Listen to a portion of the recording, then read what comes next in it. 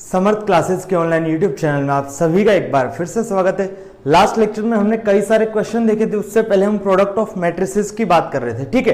तो उसी को आज हम कंटिन्यू करते हैं। हमारा जो चैप्टर है आज का जो लेक्चर है वो है डिटर्मिनेंट ऑफ मैट्रिसेस, कि अगर आपको अव्यूह पता है तो उसका सारणिक कैसे निकाला जाएगा, ठीक है।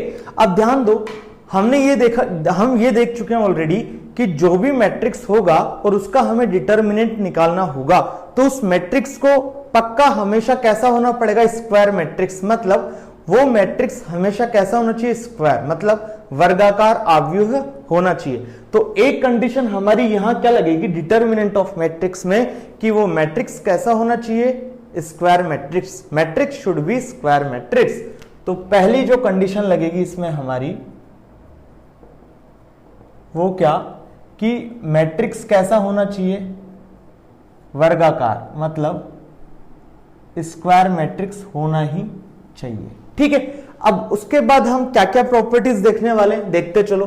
पहली, अगर मैं तीन मैट्रिक्स है मेरे पास ए बी सी, ठीक है, तीनों मैट्रिक्स का प्रोडक्ट करके उनका डिटर्मिनेंट लूं, या डिटर्मिनेंट ए, डिटर्मिनेंट बी, डिटर्मिनेंट सी, बात एक ही है। देखना, ध्यान से समझना। इसका मतलब क्या है, तीन मैट्रिक्स थे मेरे पास ए बी और सी। पहले क्या किया मैंने, तीनों को मल्टीप्लाई कर लिया, जो एक मैट्रिक्स बना उसका मैं फाइनल डिटर्मिनेंट ले रहा हूं, या ये कहूं कि अलग अलग मैट्रिक्स का डिटर्मिनेंट लेकर उनको क्या कर दिया, आपस में मल्टीप्लाई कर दिया। तो वो दोनों चीज क्या रहती है, हमेशा आपस में बराबर रहती है। अगर दो मैट्रिक्स होते मेरे पास तो क्या करता मैं, डिटर्मिनेंट ऑफ ए बी बराबर डिटर्मिनेंट ए इंटू डिटर्मिनेंट बी। तो एक सिंपल सी ये आपके पास क्या है, प्रॉपर्टी है। बोलो, किसी को कोई समस्या? नो समस्या, आगे बढ़े। चलिए, एक हमारे पास सेकंड प्रॉपर्टी क्या बनेगी, मान लीजिए एक मैट्रिक्स था ए, उसको मैंने किससे मल्टीप्लाई कर दिया, लेमडा से मल्टीप्लाई कर दिया। लेमडा क्या है, यहां पे कांस्टेंट है, तो क्या हो जाएगा, lambda to the power n determinant A, where n क्या है यहां पे, क्रम या ऑर्डर। मतलब उस मैट्रिक्स का एन क्या है, ऑर्डर या डिटर्मिनेंट। अब पक्की बात है कि स्क्वायर मैट्रिक्स होगा तो या तो ऑर्डर 3 होगा, ऑर्डर 2 होगा, ऑर्डर 4 होगा। मतलब एन की वैल्यू 2 3 2 3 4 5 कुछ भी हो सकती है। तो देखो, एक मैट्रिक्स था मान लो ए मेरे पास 2 ऑर्डर का, ध्यान से समझना, एक मैट्रिक्स था मान लो मेरे पास ए 2 ऑर्डर का, उसको मैं किसी अचर राशि, किसी कांस्टेंट से मल्टीप्लाई कर रहा हूं, वो मान लिया मैंने लेमडा। तो लेमडा इंटू वो मैट्रिक्स का डिटर्मिनेंट लू, या lambda to the power 2, n क्या लिया मैंने, यहां पे दो ही तो बता रहा हूं आपको, एग्जांपल ले रहे हैं। तो n lambda to the power 2 और डिटर्मिनेंट ए, बात क्या रहेगी, सेम रहेगी। बोलो, समझ आ रही है सबको बात? चलिए, थर्ड प्रॉपर्टी लास्ट हमारी क्या है, मान लो एक डिटर्मिनेंट था मेरे पास ए, मान लो ए की पावर पी किया, ए का स्क्वायर किया, उसका डिटर्मिनेंट लू, या डिटर्मिनेंट ए की पावर पी लू, बात एक ही है। पी बिलोंग्स टू क्या है, एन। एन क्या है यहां पे, नेचुरल नंबर, नेचुरल नंबर, पूर्णांक संख्या। मतलब एन की वैल्यू या तो पी की वैल्यू 1 होगी, 2 होगी, 3 होगी, हाँ कि ना, नेचुरल नंबर वही तो होता है। तो ध्यान से समझना, मान लो एक मेरे पास डिटर्मिनेंट था, एक मैट्रिक्स था ए, उस मैट्रिक्स का मेरे को क्या करना है, क्यूब करना है, ठीक है। तो मैं ए की क्यूब करूं, ए मैट्रिक्स को 3 बार मल्टीप्लाई करके मैंने ए क्यूब बना लिया, उसके बाद में उसका क्या ले रहा हूं, डिटर्मिनेंट, या मैं पहले डिटर्मिनेंट ए निकाल लूं, उसकी पावर 3 कर दूं, बात एक ही रहेगी। तो सिंपल सी बात है, ये वाला जो टास्क है वो थोड़ा हार्ड है, ये वाला टास्क क्या है, इजी, लेकिन ये दोनों क्या होते हैं, आपस में बराबर। तो सबसे इजी मेरे को क्या रहेगा यहां पे, कि सबसे पहले मैं डिटर्मिनेंट ए निकाल लूं, फिर उसकी जो भी पावर थी मैं वो लगा दूंगा यहां पे, हाँ कि ना। मान लो डिटर्मिनेंट ए आ गया 4, तो 4 की पावर 3, सिंपल 64, हाँ कि ना, ठीक है। चलिए, लास्ट प्रॉपर्टी, मान लीजिए एक मैट्रिक्स है ए, उसका इनवर्स करो, फिर उसका डिटर्मिनेंट लू, या डिटर्मिनेंट ए का डायरेक्ट इनवर्स कर दूं, बात एक ही है। और डिटर्मिनेंट ए का इनवर्स मतलब 1 अपॉन डिटर्मिनेंट ए। अब पक्की बात है कि अपॉन में जब भी कोई क्वांटिटी आती है तो वो कैसी होनी चाहिए, नॉट इक्वल टू 0, अशून्य होनी चाहिए। तो यहां पे एक कंडीशन लग जाएगी कि determinant A is not equal 0। बोलो सबको समझ आया? इसमें क्या कर रहे हैं हम, एक मैट्रिक्स था मेरे पास ए का मुझे इनवर्स लेना है सबसे पहले, या ए का प्रतिलोम लेना है, उसके बाद उसका डिटरमिनेंट निकालना है। तो ये करूं या ये करूं, इसका मतलब क्या है कि जो मेरे पास मैट्रिक्स ए था उसका मैं पहले डिटरमिनेंट ले लूं और उसका क्या कर दूं, रेसिप्रोकल कर दूं। वो हमेशा दोनों क्या होंगे, बराबर होंगे, पक्की बात है। तो ये चारों जो आपकी प्रॉपर्टीज है बहुत ज्यादा इंपॉर्टेंट है, 5 स्टार प्रॉपर्टी, ठीक है।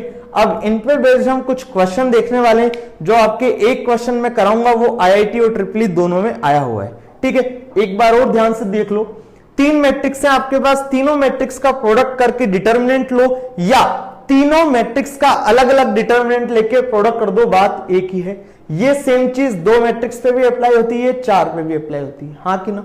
चलो सेकंड प्रॉपर्टी, एक मैट्रिक्स है मान लो मेरे पास ए, ठीक है। उस मैट्रिक्स को मैं किसी कांस्टेंट राशि से मल्टीप्लाई करके उसका डिटरमिनेंट लूं, या जो मैट्रिक्स था उसका डिटरमिनेंट ले लूं, उसको मैं मल्टीप्लाई कर दूं कांस्टेंट राशि की पावर उस ऑर्डर से, तो वो भी बात क्या रहेगी, सेम, ठीक है। एक मैट्रिक्स था ए, उसकी पावर कुछ करनी हो मुझे और उसका डिटरमिनेंट लेना हो, तो एक तरीका तो ये कि उसकी पावर करो, पहले वो पावर निकालो, जैसे ए क्यूब करना है तो ए इंटू ए 3 बार मैट्रिक्स को मल्टीप्लाई करो, उसका फिर क्या लो, डिटरमिनेंट लो। या एक तरीका जो सबसे अच्छा है, क्या, सबसे पहले डिटरमिनेंट ए निकाल लो और उसकी पावर डायरेक्ट क्या कर दो, 3 कर दो, हाँ कि ना। और फोर्थ वाली अभी मैंने बताई थी आपको, सिंपल है एकदम। चलिए क्वेश्चन देखे जाए अब इस पे। चलिए, अगर आपने अभी तक हमारे चैनल को सब्सक्राइब नहीं किया तो सब्सक्राइब कर लीजिए, बेल आइकन जरूर दबा दीजिए, और हाँ आप प्ले स्टोर पे जाइए, हमारे एंड्रॉइड ऐप को अभी के अभी इंस्टॉल कर लीजिए, लॉगिन करिए, आप वहां ज्यादा अच्छे से देख पाएंगे हमारे लेक्चर्स को। चलिए आज का पहला क्वेश्चन देखते हैं। पहला क्वेश्चन क्या बोल रहा है, इफ डिटरमिनेंट ए बराबर 6 to 5, डिटरमिनेंट ए की वैल्यू आपको दी हुई है 625, आपसे पूछा है determinant of A by 5 question mark where A is the, A क्या दे रखा है यहां पे, 3 क्रम का वर्गाकार मैट्रिक्स। देखो क्वेश्चन क्या है, इंग्लिश मीडियम वाले भी सुन लो, A is the square matrix of order 3 and determinant of A is 625, then what is the value of determinant of A by 5, हाँ कि ना। अब देखो हमने अभी एक चीज पढ़ी थी कि लैम्डा A का डिटरमिनेंट क्या होता है, lambda to the power n determinant A, हाँ कि ना। ये बात सबको पता है, तो यही प्रॉपर्टी इसमें लगानी है, हमारा आंसर आ जाएगा। देखना कैसे करेंगे, ये क्वेश्चन था हमारे पास, इसका सॉल्यूशन क्या होगा, हमें यह निकालना है डिटरमिनेंट ऑफ ए बाय 5, हाँ कि ना। इसको मैं क्या लिख सकता हूं, देखो ये बेसिकली यही तो है, ये बात सबको पता है। अब वो जो लैम्डा ऑफ ए था, वो लैम्डा क्या था, कांस्टेंट था कुछ भी, तो ये 1/5 किसका काम करेगा, लैम्डा का। तो देखो इसको मैं क्या लिख सकता हूं, 1/5 to the power n into determinant A. हमने क्या चीज लगाई इसमें, लैम्डा ए का डिटरमिनेंट बराबर lambda to the power n determinant A, where n is the order of given matrix, हाँ कि ना। तो देखो n की वैल्यू क्या है यहां पे 3, तो हमारा आंसर हो जाएगा 1/5 की पावर 3 इंटू डिटरमिनेंट ए की वैल्यू ऑलरेडी गिवन है 625। देखो 5 की पावर 3 कितना आएगा, इसको सोल्व करेंगे तो यहां पर आएगा 125 इंटू 625, 5 की पावर 3, 5 का स्क्वायर 25 इंटू 5 कितना 125, फिर इसको काटेंगे तो ये कितनी बार कटेगा, 5 बार। तो हमारा जो आंसर था डिटरमिनेंट ऑफ ए बाय 5 वो कितना आ गया 5। बोलो यही तो पूछा था हमसे, किसी को कोई समस्या, एकदम सिंपल लल्लू क्वेश्चन है। चलिए नेक्स्ट क्वेश्चन की तरफ मूव करते हैं। ये जो मैं क्वेश्चन करा रहा हूं वो आईआईटी और एआईट्रिपली दोनों में पूछा गया है, ठीक है। एग्जैक्टली मुझे ईयर नहीं पता। नेक्स्ट क्वेश्चन आईआईटी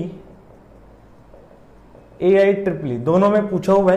क्वेश्चन क्या बोल रहा है, एक मैट्रिक्स है आपके पास, सॉरी एक संख्या है अल्फा जो कि क्या है, रियल नंबर, वास्तविक संख्या। अल्फा एक रियल नंबर वास्तविक संख्या है, इस प्रकार है कि एक मैट्रिक्स है A alpha 2 alpha, alpha 2 alpha and determinant of A square is 25। ठीक है, हमसे पूछा है अल्फा की वैल्यू।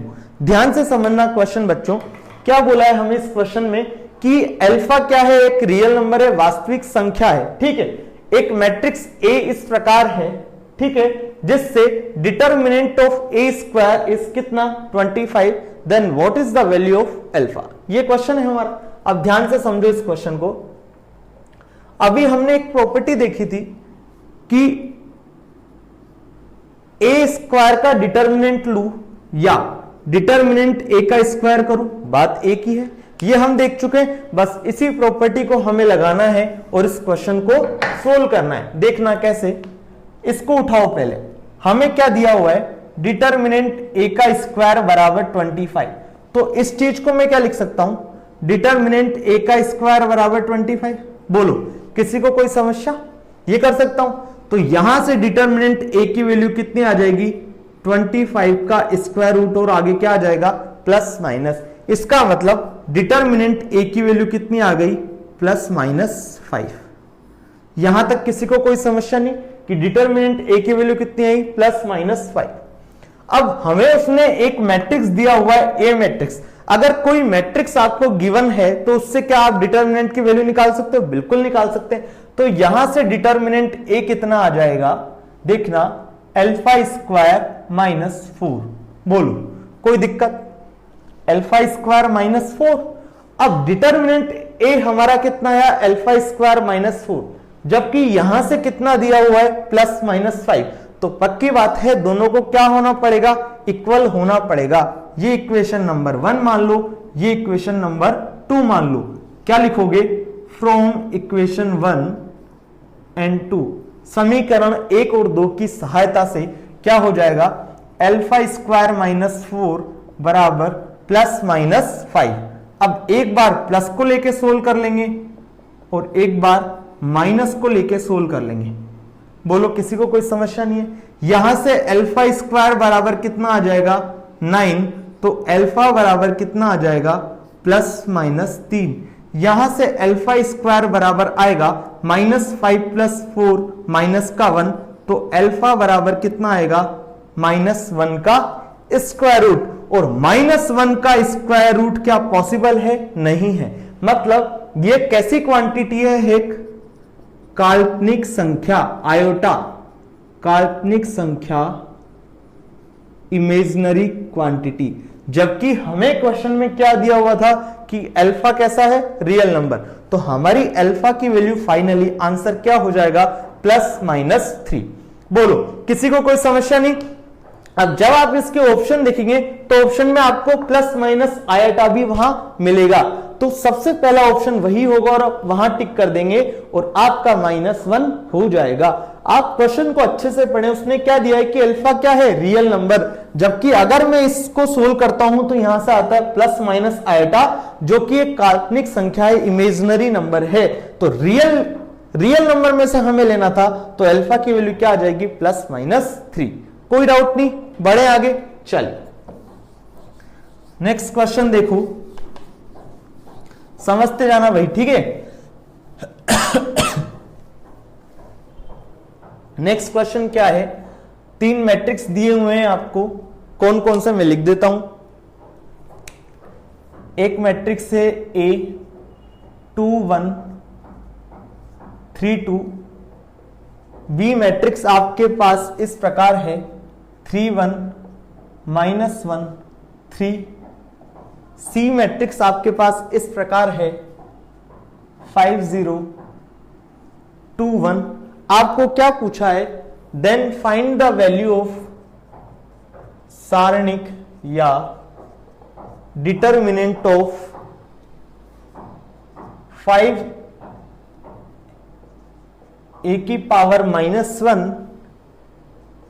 b की पावर 10 c की पावर 15 क्वेश्चन मार्क, यही आपसे पूछा है। ठीक है, अब ध्यान देना, इसको कैसे करेंगे। अब देखो, ध्यान से देखो, ये जो तीनों मैट्रिक्स हैं वो कितने ऑर्डर के? दो ऑर्डर के। इसका मतलब हम जब भी n की वैल्यू यूज करेंगे वो कितनी हो जाएगी हमारी? 2। ठीक है, अब देखो, हमने देखा था, मान लो ये तीनों मैट्रिक्स का कुछ भी प्रोडक्ट होगा, वो एक में अभी के लिए मान लेता हूं कि 3 मैट्रिक्स का जब हम प्रोडक्ट करेंगे तो वो भी एक मैट्रिक्स आएगा, हाँ कि ना। और हमने देखा था कि किसी भी मैट्रिक्स को किसी कांस्टेंट से मल्टीप्लाई करके उसका डिटर्मिनेंट लिया जाए तो वो क्या हो जाता है? Lambda to the power n determinant a, where n is the order of matrix, हाँ कि ना।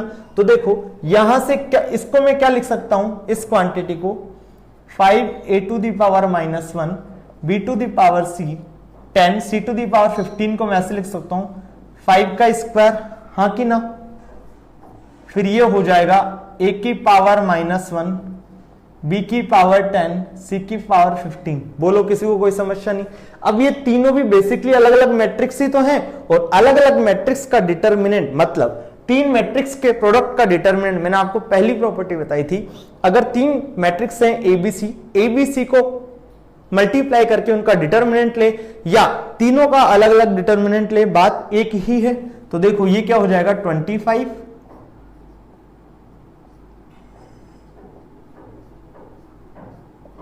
बोलो ऐसा लिख सकता हूं? बिल्कुल लिख सकता हूं। अब हमने देखा था ए इनवर्स का डिटर्मिनेंट या ए का डिटर्मिनेंट फिर उसका इनवर्स ले लूं, बात एक ही है। तो इसको मैं क्या लिख सकता हूं? डिटर्मिनेंट ए की पावर -1, इसे मैं लिख सकता हूं डिटर्मिनेंट बी की पावर 10, इसे मैं लिख सकता हूं डिटर्मिनेंट सी की पावर 15। अब आपका क्वेश्चन एकदम इजी होता जा रहा है। 25 इंटू 1 अपॉन डिटर्मिनेंट ए इंटू डिटर्मिनेंट बी की पावर 10 इंटू डिटर्मिनेंट सी की पावर 15। बोलो किसी को कोई समस्या नहीं। अब हम फटाफट से साइड में क्या करेंगे, डिटर्मिनेंट ए, डिटर्मिनेंट बी, डिटर्मिनेंट सी की तीनों की वैल्यू यहां पे निकाल लेते। डिटर्मिनेंट ए की वैल्यू निकालता हूं तो कितनी आएगी? 2 2 4, 4 - 3 मतलब 1। जब मैं डिटर्मिनेंट बी की वैल्यू निकालूंगा तो कितनी आएगी? 3 3 9 माइनस ऑफ -1 मतलब +1, इट मींस 10। जब डिटर्मिनेंट सी निकालूंगा तो कितना आएगा? 5 - 0, इट मींस 5, हाँ कि ना। बस वैल्यू को पुट करना है, आंसर आ जाएगा 25 इंटू डिटर्मिनेंट ए की वैल्यू 1 तो 1 अपॉन 1 भी 1 इंटू डिटर्मिनेंट बी मतलब 10 to the power 10, determinant C 5 to the power 15। तो आपका ये हो गया आंसर। बोलो इस आंसर को दूसरी फॉर्म में भी लिख सकता है, कैसे देखना है यहां पे। हम जानते हैं कि जो हमारा 25 होता है वो क्या होता है? 5 का स्क्वायर। तो देखना इसको मैं लिख सकता था 5 का square into 10 to the power 10 into 5 to the power 15, हाँ कि ना। अब देखो इन दोनों को जब मैं देखता हूं तो इनमें घाते अलग अलग है लेकिन आधार क्या है? सेम। जब बेस सेम होता है, पावर डिफरेंट होती तो जो पावर होती है वो क्या होती है? जुड़ जाती है। तो देखो ये हो जाएगा 5 की पावर 17 इंटू 10 टू द पावर 10। तो ये भी आपका आंसर सही है और ये भी आपका आंसर सही है। जिस भी फॉर्म में आपको वहां ऑप्शन दिखेगा वही आपका क्या हो जाएगा? सही आंसर। आप देखो आपको कॉन्सेप्ट समझ आया क्या? कॉन्सेप्ट इज वेरी इंपॉर्टेंट, ठीक है। सिंपल क्वेश्चन है लेकिन आपको जब चीजें पता होंगी तभी आप कर पाएंगे। और अगर आप ये कोशिश करें कि हम बोर्ड की तैयारी करेंगे और जेईई मेन पास कर लेंगे तो बिल्कुल भी पॉसिबल नहीं है। ये जरूर पॉसिबल है और ये 100% श्योरिटी है कि जब आप जेईई मेन या जेईई एडवांस की तैयारी करेंगे तो आपके बोर्ड में 100 मार्क्स जरूर आ सकते हैं, लेकिन जब आपकी बोर्ड की तैयारी करके जेईई मेन या जेईई एडवांस देने जाएंगे तो आपके 50% मार्क्स भी नहीं आएंगे, ये श्योर है, ठीक है। तो आप अच्छी चीज की तैयारी करें, अपना आप जो लो लेवल की तैयारी है वो अपने आप